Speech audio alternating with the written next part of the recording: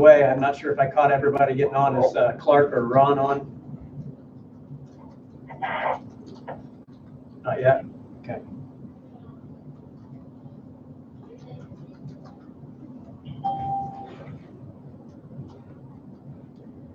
Yeah, Ron Gasher.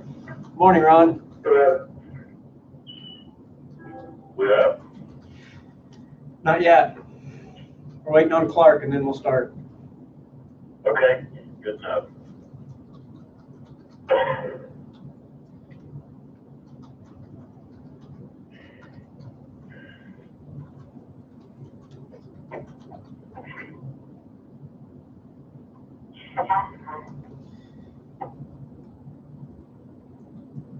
It is 9 o'clock. I suppose I should probably get ready to open the meeting. Could I trouble one of you guys to shoot Clark a text message? And Yeah, I will. okay.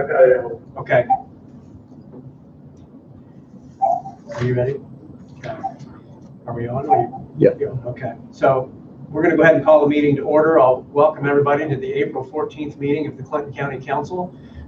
Once again, because of the governor's executive order, the stay-at-home order, and also the prohibition against public meetings and gatherings, we're meeting today via teleconference. So I want to begin, Britt, if you would call a roll call. John. Can you guys hear Britt? We're going to do a roll call. She just called for John. Here. Mike. Mike?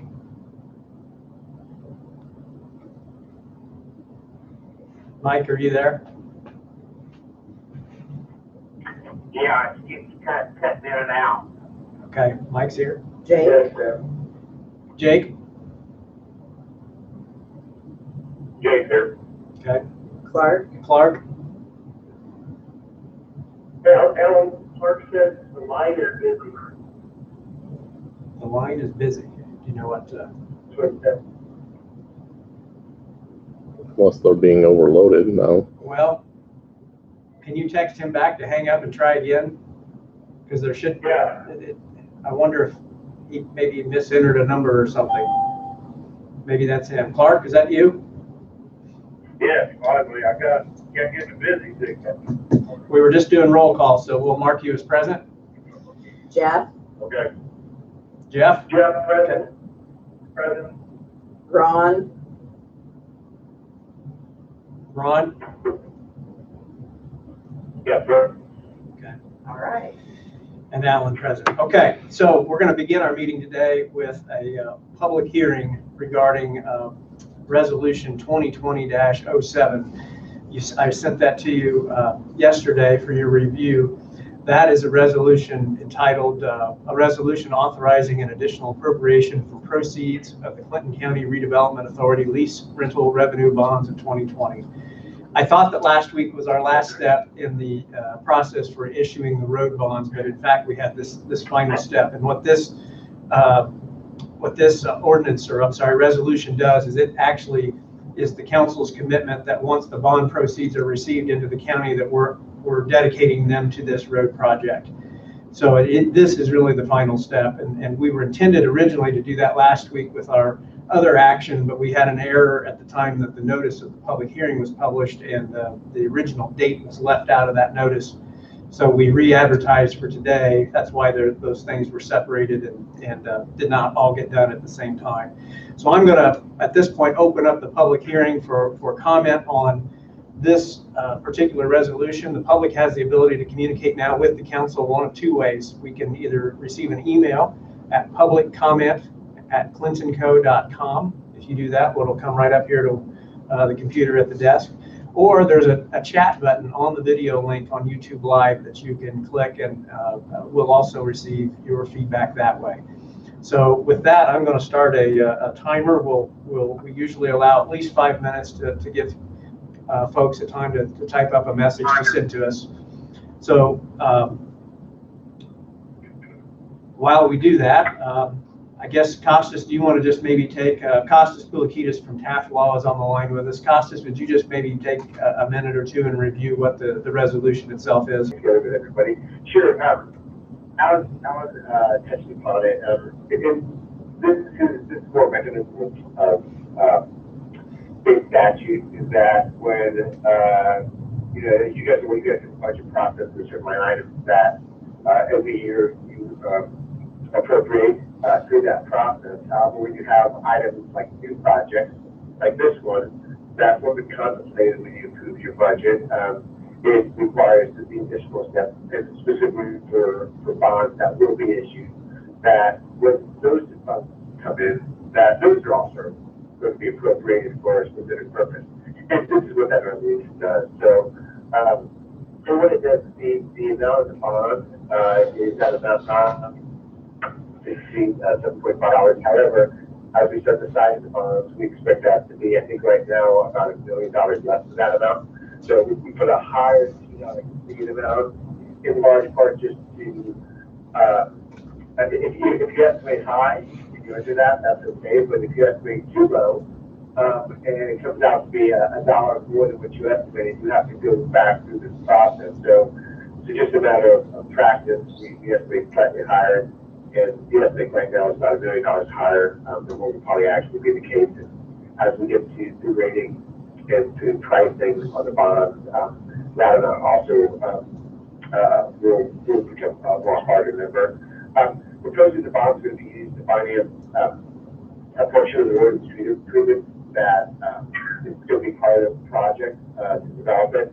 And there's a component of the bonds that are going to be bond proceeds that have been issued that are going to be used to acquire certain road and street improvements. And you see that in the second graph. It talks about 2.6 million of the overall bond issuance we used to acquire properties and through revenue structure that I think we've all talked about before in the prior meetings between the New Government Authority and the New Government Commission.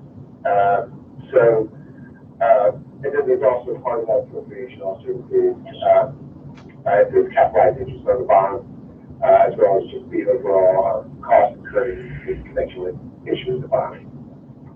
If there's any questions, I'm glad to take it. This is a relatively straightforward process. We per statute do it for every bond that is issued. Okay. Thank you, Costas. Does anybody have any questions before I move on to something else?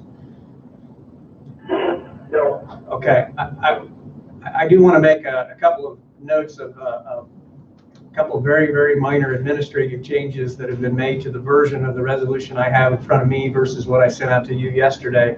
One, there was an error that I'm sure maybe some of you caught, that the heading at the top where it put the number said ordinance, but the title said resolution. We've changed those to where they both say resolution now. And then on the signature page, Jake had pointed out in an email back to the group that we had an error on one of the signatures. That prompted me to call County Attorney Tom Little, and due to the remote nature, the teleconference nature of this meeting, it does pose a challenge on getting documents signed by the entire council. So he reached out to the Public Access Counselor's office yesterday and got a verification that as long as our vote is memorialized in the minutes, that the signature page can be done just by the presiding officer of the board in question. So in this case, I would sign as president. So the version I have in front of me now is edited to be just over my signature as president with Britt attesting, so that we don't have to go through the exercise we tried to do last week with everybody scanning their signature in for a line. But I wanted to make sure you all knew that, so that we were all on the same page. In my mind, that according to the Public Access Counselor, the act of our vote is what makes the document approved. The signatures are merely I don't want to say a courtesy, it's more than a courtesy, but it's memorializing the action for the future public that wants to review it. So as long as we get that in our meeting minutes, and I've instructed Britt to make sure she records the vote that way, we've met all of our obligations. Do you need a motion to that effect? You know, it probably wouldn't hurt that we, but I tell you what, let me close the public hearing before we do that. But yeah, I think that maybe it would be appropriate to have a motion that during the term of the public health emergency, all signatures will be done by the presiding officer or something to that effect. And then I would just assume we go back to our normal way of doing business then once we get back to regular public meetings. I do show that we've been past 5 minutes. Do we have any feedback from? No. Okay, hearing no public input, I'll close the public hearing, and let's entertain that motion first on the signature policy here before we vote on the actual resolution.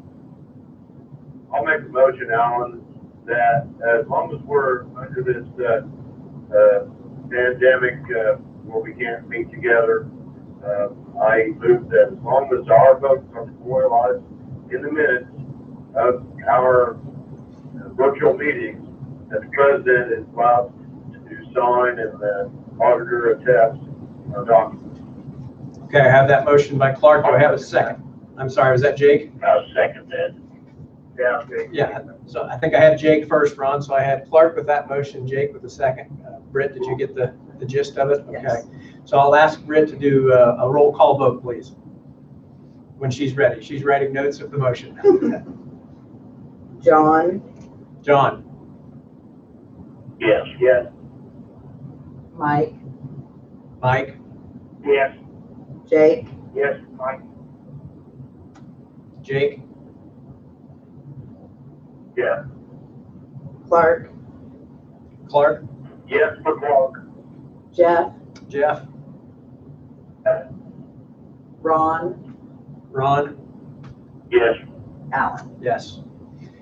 Okay, so we've adopted that policy for the term of the public health emergency. Well, so with that, we have in front of us Resolution 2020-07 for our consideration, a resolution authorizing an additional appropriation from proceeds of the Clinton County Redevelopment Authority lease rental bonds of 2020. Do I have a motion to approve that resolution? I make a motion to approve, resolution 2020-07.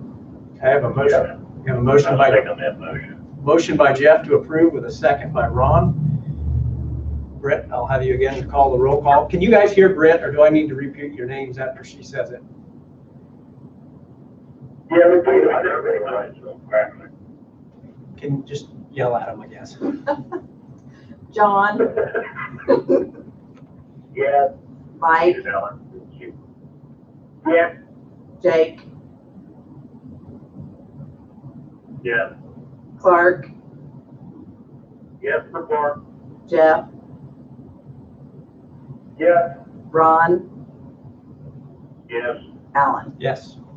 Okay, that motion carries 7-0, and if you'll maybe make that a little more clear in the minutes this time. I don't know if you need to put all members' names or whatever, but that would serve instead of us all signing. That's fine. Okay.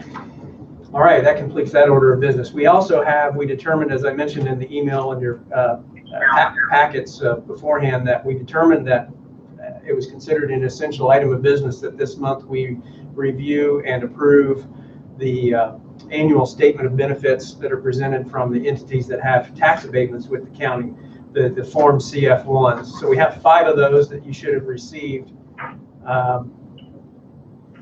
And you should have also received a summary, a written summary with some commentary by Attorney Jay Moore, who normally would give an oral report for each of those entities, but instead he had a meeting himself that he was not going to be able to attend, and with the nature of our teleconference, he decided to submit those comments in a written form, so you should have received those as well. I think that for the benefit of the public, however, I'll touch upon a few of those highlights and recite those. We're going to take these one at a time, with first up the CF1 for Phillips Saw and Tool, Inc. Jay's comments are that he says that investment in new equipment over the time period from April 15th through January 1, 2020 has been $840,434 for manufacturing equipment and $7,858 for IT equipment. An additional $131,182 has been invested in motor vehicles, which were included in the logistical distribution equipment investment, but the motor vehicles were determined not to qualify for tax abatement.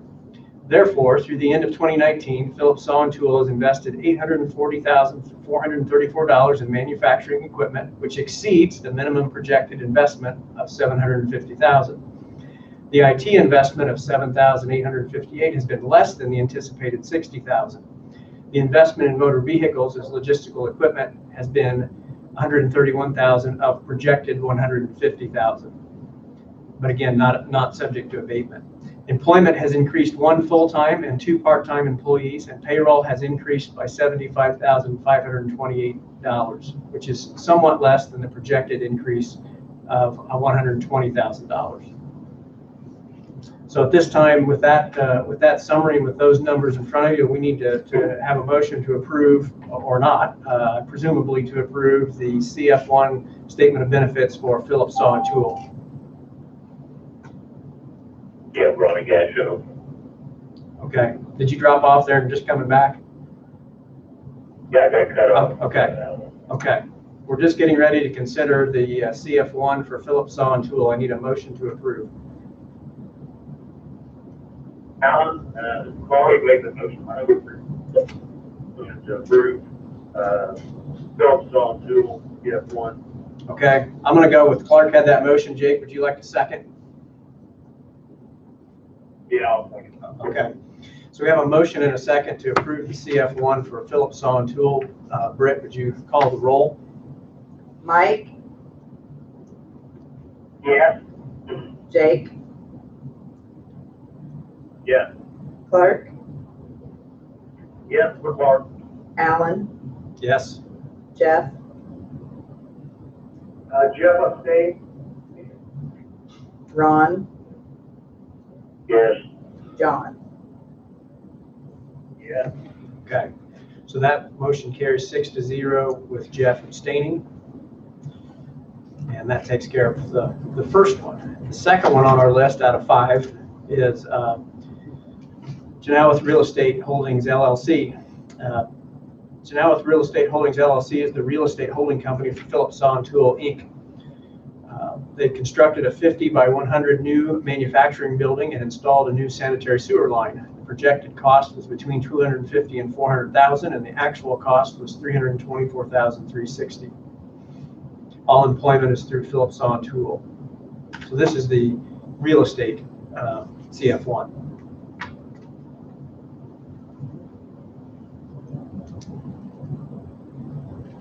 Do I have a motion to approve? Make the motion to approve. I have Jake with a motion. Mike, second. I've got Mike with the second. Britt, if you would do the roll call. Mike, Yes. Mike? Jake, Yes. Clark, Yes, for Clark. Alan, Yes. Jeff, Jeff is abstaining. Ron, Yes, for Ron. John. John, yeah, okay. So that motion carries 6-0 with Jeff abstaining. Okay. Moving on to the next one on our list is the Bailey Real Estate Holdings, LLC. So Bailey Real Estate Holdings, LLC has 2 projects. You'll notice on the let me look here. I've got mine in the wrong order. Let me get the right one. Okay. You'll notice there's a 2015 project and a 2017 project. So we have two separate forms that we need to prove. First up is the 2015 project, but the summary would kind of cover both. So the Bailey Real Estate Holdings has 2 projects, the 30,000 square foot warehouse expansion and a 15,000 square foot expansion. These expansions are leased to NHK Seating of America and were made to facilitate the growing production for Subaru. Bailey Trucking Inc.'s employment was projected to increase by 4 full-time employees for the 2012 project, and no employment increase was projected for the 2015 project. Current employment is 25 full-time employees higher than in 2015 and 46 full-time employees higher than from 2012. So they far surpassed their projections. The number of part-time employees has decreased from a high of 15 to the current number of 3. The payroll has grown from 2,082,000 to 5,307,000 at the end of 2019. So we have, let's take first the one at the top headed 2015 project, Bailey Real Estate Holdings LLC.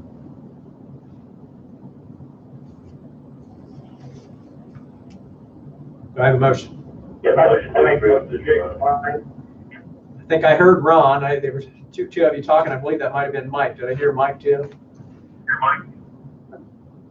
Yes, you did. Okay. Yes, Ron. So Ron with the motion, and Mike with the second is what I'm going to call. Yes.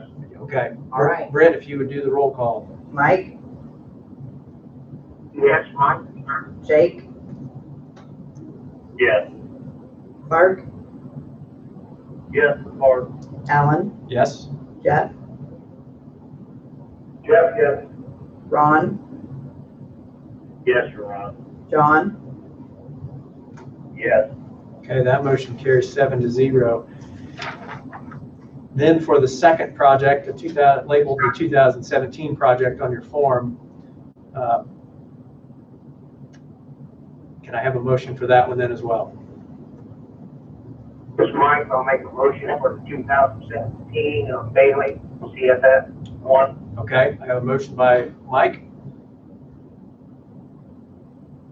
Second, this is Jeff. second by Jeff. Britt, if you could call the roll. Mike, Yes, Mike. Jake, Yes. Clark, Yes, Mark. Alan, Yes. Jeff, Jeff, yes. Ron, Yes, Ron. John. Yes. Okay, that motion carries 7-0. Last, but certainly not least, is the NHK Seating of America project. The 2017 project is a 63,800 square foot warehouse for subassembly and cross-docking of automotive seat components. The project cost was, the projected cost of the project was $3,846,000, and the actual cost of the project was $3,781,000. The 2017 project estimated an increase of 40 employees and an increase in wages of 1.3 million. The employment is actually increased by 218 employees, and wages have increased by $11 million. As I say, on an annual basis, this is how it's supposed to work with a tax abatement, with us giving a little boost at the beginning and getting a big payoff at the end. Do I have a motion to approve for NHK? Motion to approve. This is Jeff. I have a motion by Jeff, Second. Second, okay. second by Jake. Britt, if you would call the roll. Mike, Yes, for Mike. Jake, Yes, for Jake. Clark, Yes, for Clark. Alan, Yes. Jeff, Jeff, yes. Ron, Yes, Ron. John. Yes. Okay, that motion carries 7-0. That takes care of those items. I appreciate your patience as we work through those. Okay, 2 more items of business, and then we'll let you get about your daily business. The next one is approval of council resolutions 2020-05 and 2020-06. Those are interfund loan resolutions that we do on an annual basis. Resolution 2020-05 would authorize the ability of the county auditor to take a loan from our hospital contractual fund in an amount not to exceed $2 million and to transfer those funds to the general fund to cover any cash flow shortfall. Do I have a motion to approve that interfund loan resolution? I make a motion. I heard Clark. Was that Jeff with the second? Okay. Clark with the motion and Jeff with the second. Britt, would you do the roll call? I'm sorry. I keep, Mike, Yes, for mine? Jake, Yes. Clark, Clark, Yes, for Mark. Yes. Alan, yes? Jeff, Yes, for Jeff. Ron, Yes, for Ron. John. Yes. Okay. That motion carries 7-0. We'll obviously only use that as needed, but that does give us some flexibility in the event that the tax collections here in May are less than normal. There's also a second interfund loan request, and we do this on an annual basis as well as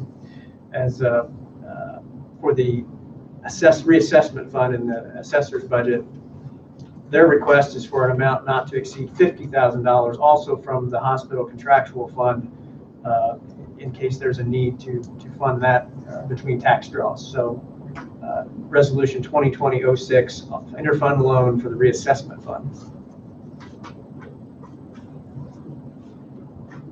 I think I'm ready for approval, 1.06. I think I heard Jeff first, and then I think I heard Mike that I'll give the second to, if that's okay. That's correct for mine. Okay, so Britt, if you'll do the roll call. Mike, Yes, for mine. Jake, Yes. Clark, Yes, for Mark. Alan, Yes? Jeff, Yes, for Jeff. Ron, Yes, for Ron. John. Yes. Okay. That motion carries 7-0. That leaves us with one item of business left, and that is our additional appropriations. I did reach out again to County Attorney Tom Little yesterday, and he verified for me that because these are all advertised in the form of an additional appropriation ordinance, that again, because of the circumstances we're in and the cumbersome nature of doing that roll call vote, that we can review each of these items one at a time, but do one vote for the ordinance as a whole. So if you'll pull up your documentation that you received from Janet, we'll review these, and if you need to make or have any questions about any of them, want to deny any particular one of them, amend any one of them, please speak up. We can deal with that. But if we go through and we're going to approve the entire slate, we'll just vote on the ordinance as a whole. So first up is, Alan, would you like a motion for that? I don't think we need one, Clark, because apparently what we've been doing has been more an overabundance or I guess an overabundance of transparency. This is all we're really legally required to do, so I don't know that we need a motion All right, based on what Tom shared with me yesterday. So I agree. Sounds good. I do think what I would do is if we have one that we want to deny or we're specifically denying, I think that we probably should vote on it separate. But if there's just an amendment to an amount or we're going to vote on the entire slate, I think we're fine and good to go. Starting with County General, there were 3 items that made up the total amount from County General. There was a request from the Extension Office for $37.39. This was a reimbursement from Purdue University where they refunded a payment that was inadvertently made from a line item. Judge Moeller's requesting $750 to be appropriated for witness clothing. And then there's $453.95 requested to be appropriated to jail, medical, and hospital. That's a reimbursement check for DOC medical. So those total $1,241.34 from County General. In the seated fund, $35,900 is a request from the commissioners to pay the final easements for the State Road 28 I-65 project. And then there's a request for $18,175 from the auditor's office to pay invoices from Butler, Fairman, and Seifert, and that would be for engineering for the road portion of the project that we'll get reimbursed for when we finalize the bond issue. So those 2 requests total $54,075. From Cume Courthouse, there's a $510 request, and this is really a reappropriation. We had a check go out in error, and that money was sent back to us, and so we're reappropriating it into that line item so that the check can be issued to the correct recipient. So that's all for Hume Courthouse. The Firearms Training Fund, $1,000 to buy defense rounds for jail weapons, so ammunition for jail weapons.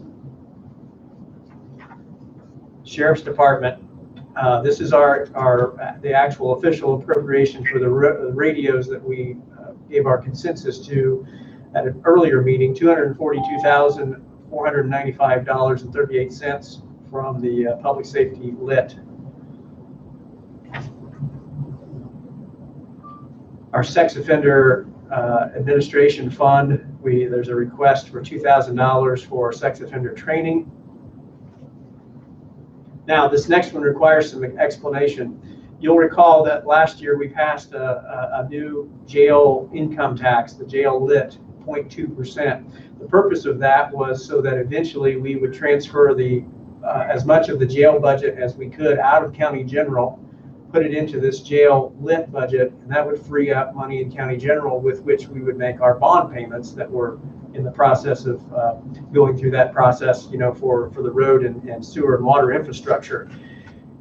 Britt and I, after having discussed, those payments won't start until next year, so we had not moved anything in the 2020 budget, but as we talked things through, and not knowing what financial needs we might have here in 2020 as it relates to the COVID-19 situation, we decided to go ahead and move as much of the jail budget as we could over to the jail lit, freeing up that money in county general in case we need it for some purpose.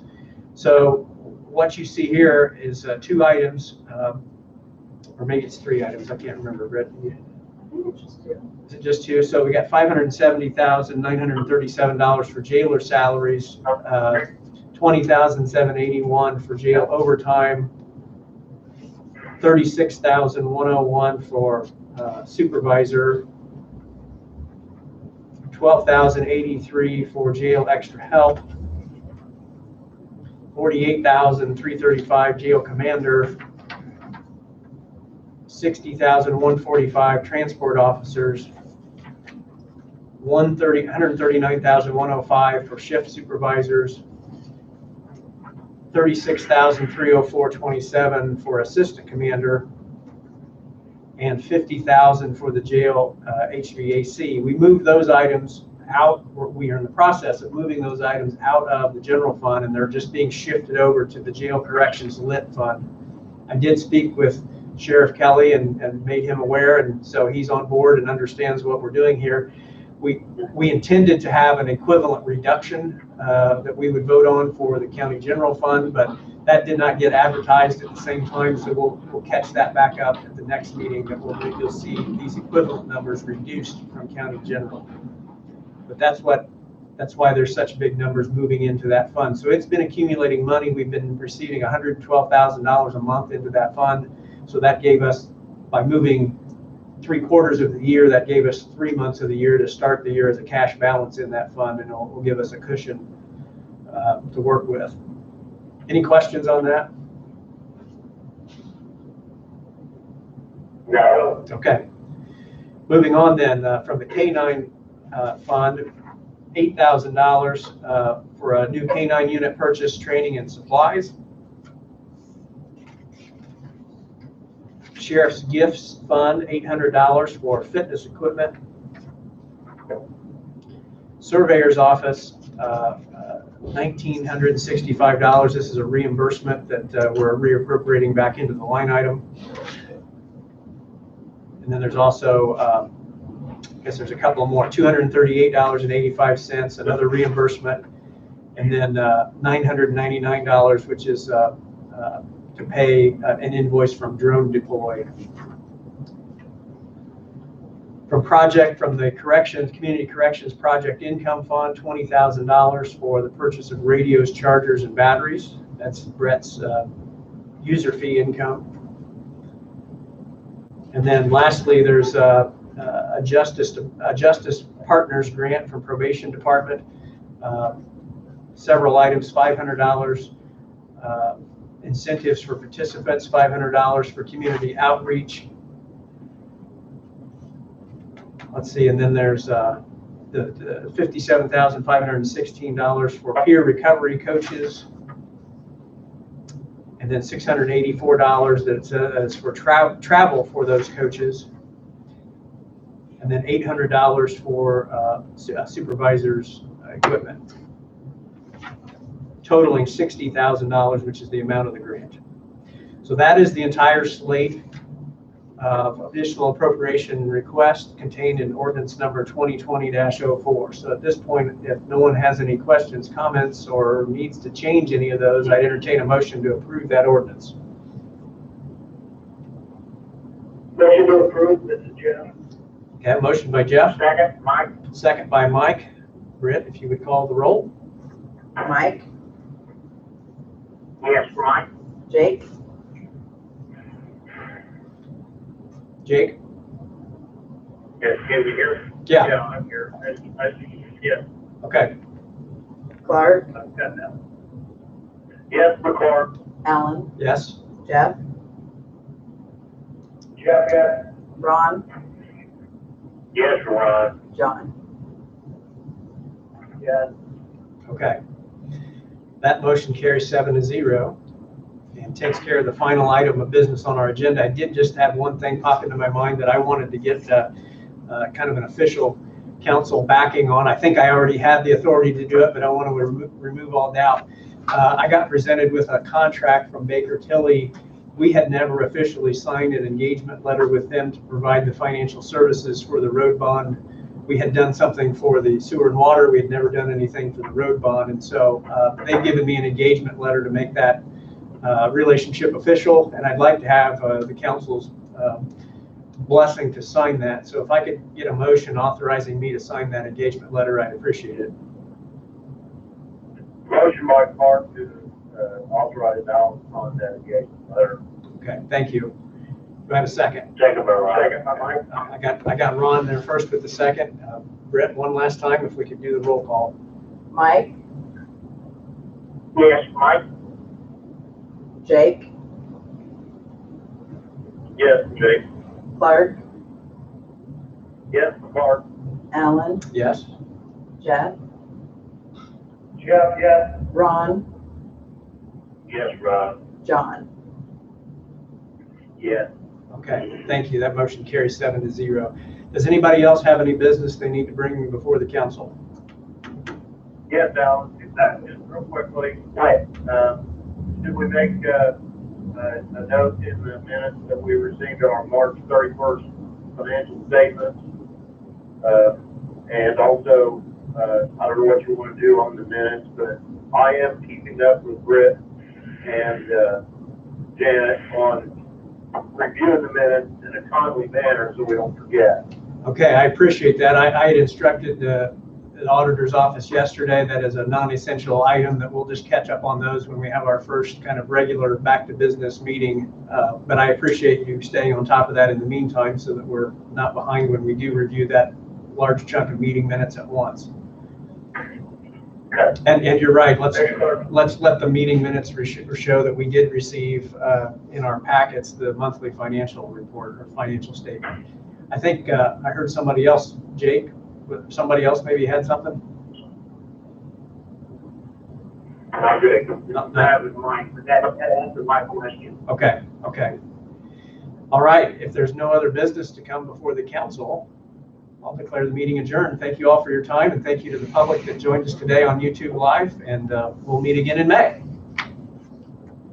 All right. Thank you, guys. Thank you. Thank you. Nice try, Alan. Nice try. Thank you. Talk to you later.